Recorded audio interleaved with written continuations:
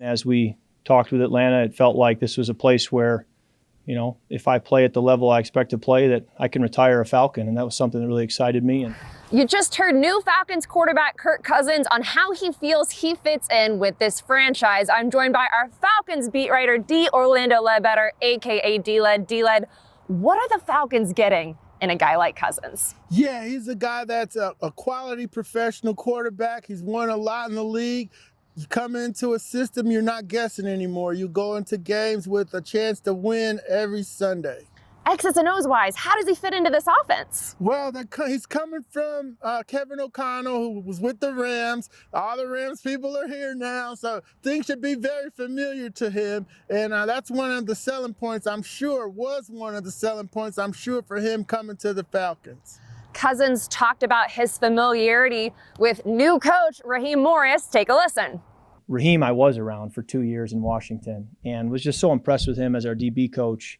He would walk down the hall to the quarterback meeting in OTAs. And I was a rookie and didn't know what was normal, but that wasn't normal for me before that and wasn't normal after. But for a DB coach to walk down the hall, and now looking back, when that room was Kyle Shanahan, Matt LaFleur, Mike McDaniel, Sean McVay, he had good reason to be walking down the hall, but I would put him right in that category. And as I look back, I think, he was one of the original people there in the room with those other names. And the fact that I was in that room too, the chance to get back with someone from that room was a real thrill for me.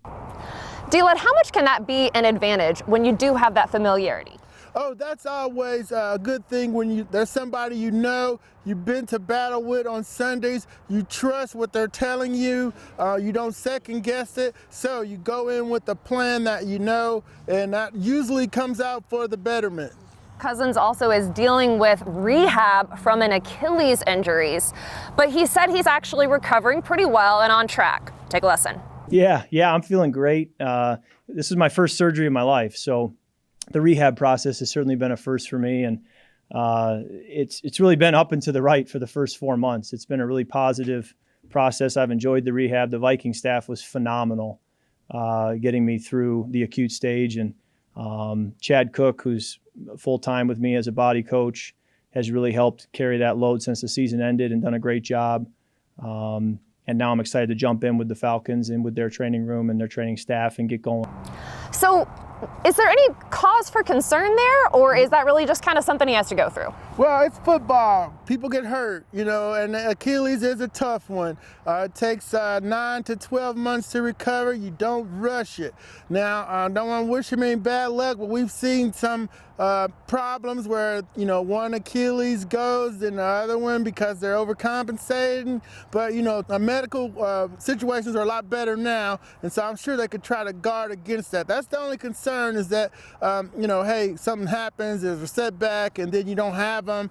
But, that's football, that's injuries. But, you got to look at the other side. Hey, you get them back healthy, you're ready to go.